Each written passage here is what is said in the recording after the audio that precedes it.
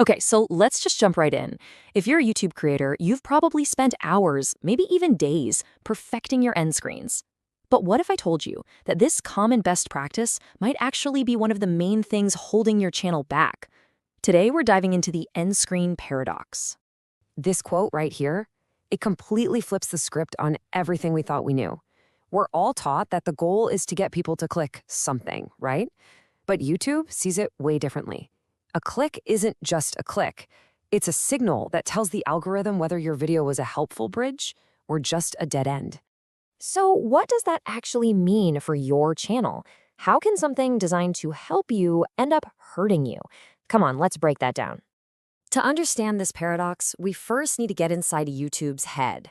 We need to understand what its number one goal is. And here's a hint. It isn't just about how long someone watches your specific video. This slide gets right to the heart of the whole misunderstanding. As creators, we obsess over video completion, getting that average view duration as high as we possibly can. But YouTube, well, they're playing a much bigger game. They are obsessed with session continuation.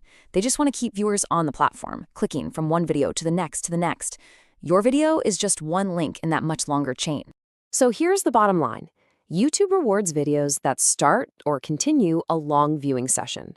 Think about it this way. A video with 90% audience retention that causes the viewer to leave YouTube right after? To the algorithm, that's seen as less successful than a video with 60% retention that leads the viewer to watch 5 more videos.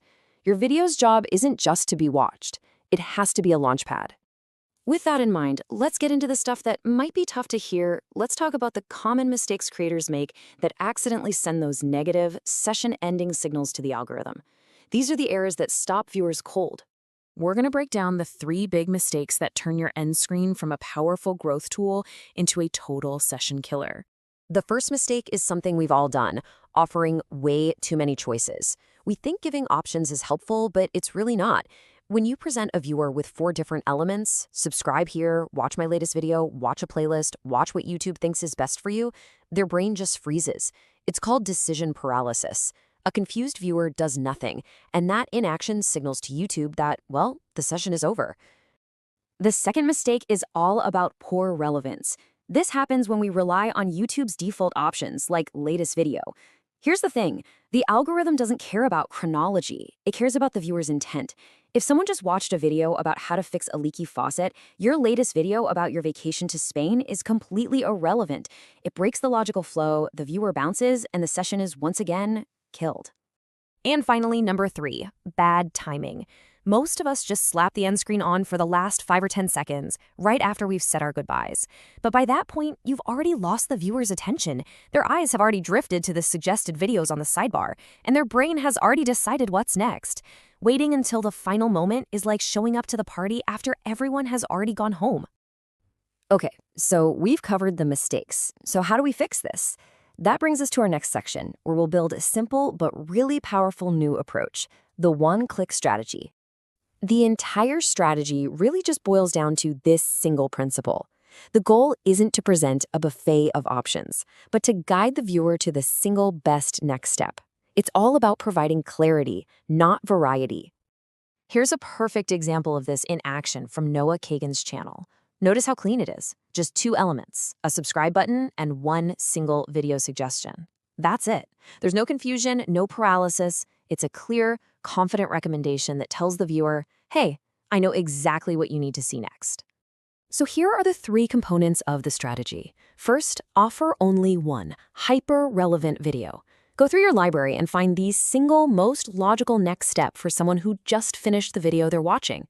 Second, you've got to give it a verbal pre-sell. Before the end screen even appears, mention the next video. Say something like, now that you know the problem, the next step is learning the solution, which I cover in this video right here. You're building a bridge for them. And third, use a why call to action. Don't just say watch next. Tell them the benefit. Click here to learn the 3 mistakes that are costing you money.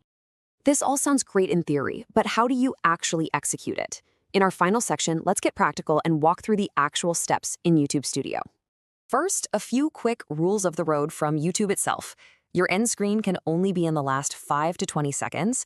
Your video has to be at least 25 seconds long, and while YouTube allows up to 4 elements, our entire strategy is built on ignoring that and sticking to just 1 or 2. And remember, this feature isn't available for any content set as made for kids. Actually implementing this is so simple. In YouTube Studio, go to the video you want to edit and open the editor. Select End Screen and then add your element. The crucial step here is number 4. When you add a video, don't pick Best for Viewer or Most Recent. You want to choose a specific video. Pick the one you identified as the perfect next step.